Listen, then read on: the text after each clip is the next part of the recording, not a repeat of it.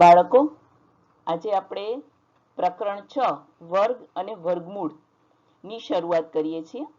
હવે એમાં આપણે સૌથી પહેલા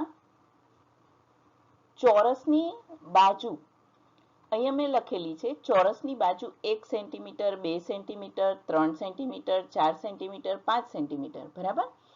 હવે એ જે 1 સેન્ટીમીટર બાજુ છે એ જ ચોરસનું આપણે ક્ષેત્રફળ શોધીએ છીએ। તો ક્ષેત્રફળનું સૂત્ર તમને યાદ છે ને? ચોરસના ક્ષેત્રફળનું સૂત્ર શું થાય? લંબાઈ ગુણ્યા લંબાઈ, એટલે લંબાઈ છે 1 સેન્ટીમીટર, તો ક્ષેત્રફળ થશે 1 ગુણ્યા 1, ગુણાકાર કરીએ તો જવાબ આવશે 1। પછી ચોરસની બાજુ જો 2 સેન્ટીમીટર હોય તો એનું ક્ષેત્રફળ થશે 2 ગુણ્યા 2 બરાબર 4। ચોરસની બાજુ 3 સેન્ટીમીટરની હોય તો ક્ષેત્રફળ થશે 3 ગુણ્યા 3 બરાબર 9। એવી રીતે 4 સેન્ટીમીટર હોય તો 16 અને 5 સેન્ટીમીટર હોય તો 25, બરાબર। હવે અહીંયા તમારે એ નથી જોવાનું, તમારે ખાસ આ સંખ્યાઓ જોવાની છે જે આપણને જવાબ મળ્યો ને 1, 4, 9, 16, 25। આ સંખ્યાઓની અંદરની ખાસ બાબત શું છે ખબર છે તમને? આ સંખ્યાઓને બે સરખી સંખ્યાઓના ગુણાકાર તરીકે રજૂ કરી શકાય છે। એટલે 4 છે તો એ બે સરખી સંખ્યાઓના ગુણાકાર તરીકે તમે રજૂ કરી શકો। કઈ સરખી સંખ્યાનો ગુણાકાર 4 થાય? તો કે 2 ગુણ્યા 2, બે સરખી સંખ્યા છે અને એનો જવાબ આવે છે 4। 9 ને પણ એવી રીતે 3 ગુણ્યા 3 તરીકે દર્શાવી શકીએ, 16 ને 4 ગુણ્યા 4 તરીકે દર્શાવી શકીએ। તો 1, 4, 9, 16 અને 25 આ જે સંખ્યાઓ છે એ સંખ્યાઓને વર્ગ સંખ્યાઓ કહેવાય અને વર્ગ સંખ્યાઓને બીજા નામે પણ ઓળખવામાં આવે છે। વર્ગ સંખ્યાઓને પૂર્ણવર્ગ સંખ્યાઓ પણ કહે છે, બરાબર। તો અહીંયા આપણે આને આવી રીતે કહી શકીએ કે 1 છે તો 1 નો વર્ગ, 1 બે વખત લખેલો છે ને, 1 ગુણ્યા 1 એટલે એને 1 નો વર્ગ કહેવાય। 1 નો વર્ગ 1 થશે, 2 નો વર્ગ 4 થશે, 3 નો વર્ગ 9 થશે, 4 નો વર્ગ 16, 5 નો વર્ગ 25 થશે, બરાબર। તો આ બધી જ સંખ્યાઓને પૂર્ણવર્ગ સંખ્યાઓ કહેવાય છે। હવે અહીંયા મેં બધી જ સંખ્યાઓ અને એના વર્ગ લખેલા છે, ધ્યાનથી જોજો। એક સંખ્યા 1 આપણે 5 સુધી તો જોઈ ગયા કે 5 નો વર્ગ 25, બરાબર। હવે 6 નો વર્ગ જોઈએ તો 6 નો વર્ગ 36, 7 નો વર્ગ 49, 7 નો વર્ગ એટલે 7 ગુણ્યા 7 49, 8 નો વર્ગ 64, 9 નો 81, 10 નો 100, 11 નો 121, 12 નો 144, એવી રીતે મેં અહીંયા 18 સુધી લખેલું છે। તમારે 19 અને 20 નો વર્ગ શોધીને લખવાનો છે। 19 નો વર્ગ એટલે 19 ગુણ્યા 19 કરી અને અહીંયા તમારે જવાબ લખવાનો અને 20 નો વર્ગ એટલે 20 ગુણ્યા 20 કરીને લખવાનું, બરાબર। હવે અહીંયા તમારે શું જોવાનું છે ખબર છે? આ જે સંખ્યાઓ આપેલી છે ને એ સંખ્યાઓના એકમનો અંક, બરાબર। તો જુઓ અહીંયા 1 છે, આ સંખ્યા જોજો, 1 નો એકમનો અંક 1 છે। એવી જ રીતે 9, એનો એકમનો અંક 9 છે, બરાબર।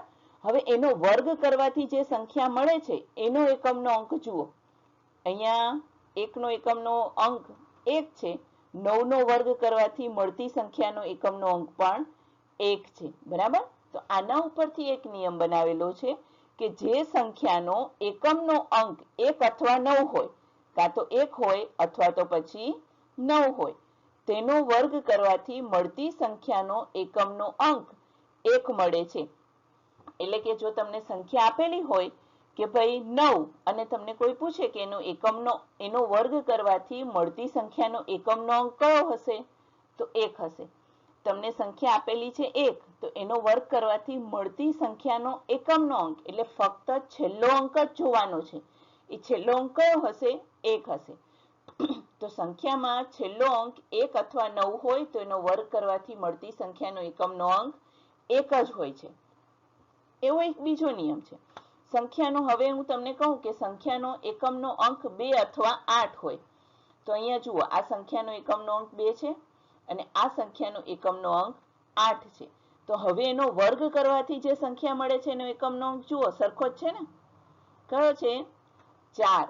તો એના ઉપરથી એક નિયમ યાદ રાખવાનો છે કે જે સંખ્યાનો એકમનો અંક 2 અથવા 8 હોય, કાં તો 2 હોય કાં તો 8 હોય, તો એનો વર્ગ કરવાથી મળતી સંખ્યાનો એકમનો અંક કયો હોય છે? 4 હોય છે, બરાબર? એવી રીતે 3 અથવા 7, જે સંખ્યાનો એકમનો અંક 3 હોય અથવા તો એકમનો અંક 7 હોય, એ સંખ્યાનો જ્યારે આપણે વર્ગ કરીએ છીએ તો જુઓ એકમનો અંક કયો મળે છે? 9 મળે છે ને? તો એકમનો અંક સંખ્યાનો જો 3 અથવા 7 હોય તો એનો વર્ગ કરવાથી મળતી સંખ્યાનો એકમનો અંક કયો હશે? 9 હશે, બરાબર? એના પછી જોઈએ એક સંખ્યા છે જેનો એકમનો અંક 4 હોય અથવા તો એકમનો અંક 6 હોય, એનો જ્યારે આપણે વર્ગ કરીએ છીએ ત્યારે મળતી સંખ્યાનો એકમનો અંક કયો છે? જુઓ 4 નો વર્ગ કરીએ છીએ તો 16, એટલે એકમનો અંક 6 છે. એવી રીતે 6 નો વર્ગ કરીએ તો જવાબ આવે 36, એકમનો અંક 6 છે, બરાબર? તો જે સંખ્યાનો એકમનો અંક 4 અથવા 6 હોય એનો જ્યારે આપણે વર્ગ કરીએ ત્યારે જે સંખ્યા નવી મળે છે એનો એકમનો અંક 6 હોય છે. તમારે જોવું હોય તો અહીંયા 16 માં પણ જોઈ લો. 16 છે એમાં એકમનો અંક 6 છે અને એનો વર્ગ કરવાથી મળતી સંખ્યાનો એકમનો અંક પણ 6 છે, બરાબર? 14 માં જોઈ લો, 4 અથવા 6 કીધું હતું ને, એકમનો અંક 4, તો વર્ગ કરવાથી મળતી સંખ્યાનો એકમનો અંક 6. આ યાદ રાખવાનું છે. હવે પછી આગળ જોઈએ, જે સંખ્યાનો એકમનો અંક 5 હોય તો એનો વર્ગ કરવાથી મળતી સંખ્યાનો એકમનો અંક પણ 5 જ હોય છે, બરાબર? 15 માં જોઈ લઈએ, એકમનો અંક 5, મળતી સંખ્યાનો વર્ગ કરવાથી મળતી સંખ્યાનો એકમનો અંક પણ 5, બરાબર? અને હવે અહીંયા જોઈએ જે સંખ્યાનો એકમનો અંક 0 હોય, આ ખાસ યાદ રાખજો, એકમનો અંક 0 હોય એ સંખ્યાનો વર્ગ કરવાથી જો 1 0 હોય તો 2 શૂન્ય મળે છે, એટલે એકમનો અંક 1 0 હોય તો જવાબમાં આપણને કેટલા શૂન્ય મળે છે? 2 શૂન્ય મળે છે. તો આપણે એવું કલ્પી શકીએ કે જે સંખ્યાનો એકમનો અંક જો 2 શૂન્ય હોય તો એનો વર્ગ કરવાથી મળતી સંખ્યાના એકમના અંકમાં કેટલા હશે? જો 1 માં 2 હોય તો જો એકમના અને દશકના અંકમાં જો 2 શૂન્ય હોય તો વર્ગ સંખ્યાના એકમના અંકમાં કેટલા શૂન્ય મળે? 2 હોય તો 4 શૂન્ય મળે, બરાબર? આ નિયમો તમારે નોટની અંદર લખવાના છે. અને લાસ્ટ જોઈએ આજે આગળનું આપણે કોષ્ટક જોયા ને, આગળનું કોષ્ટક, એ આગળના કોષ્ટકમાં ધ્યાનથી જોજો, એ તમારી ચોપડીમાં પણ આપેલું છે કે પૂર્ણવર્ગ સંખ્યાનો અંતિમ અંક, તમને 1 થી 30 સુધીની પૂર્ણવર્ગ સંખ્યાઓ તમારી ચોપડીની અંદર આપેલી છે. એ બધી જ સંખ્યાઓનો એકમનો અંક જોજો. એ એકમનો અંક કાં તો 0 હશે, 1 હશે, 4 હશે, 5 હશે, 6 હશે અથવા તો 9 હશે. એના સિવાય એકમનો અંક કોઈ હશે જ નહીં. ફક્ત પૂર્ણવર્ગ સંખ્યાનો એકમનો અંક એટલે કે સૌથી છેલ્લો અંક આમાંથી જ કોઈ હશે.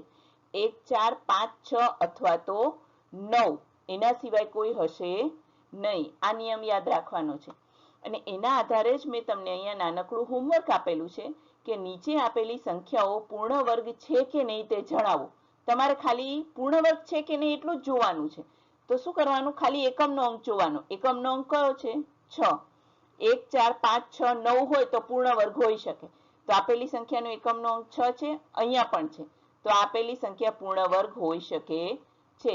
તમારે એની સામે ખરાની નિશાની કરી દેવાની, બરાબર? અહીંયા પણ જોવાનું, એકમનો અંક કયો છે? 6, તો આ પૂર્ણ વર્ગ હોઈ શકે.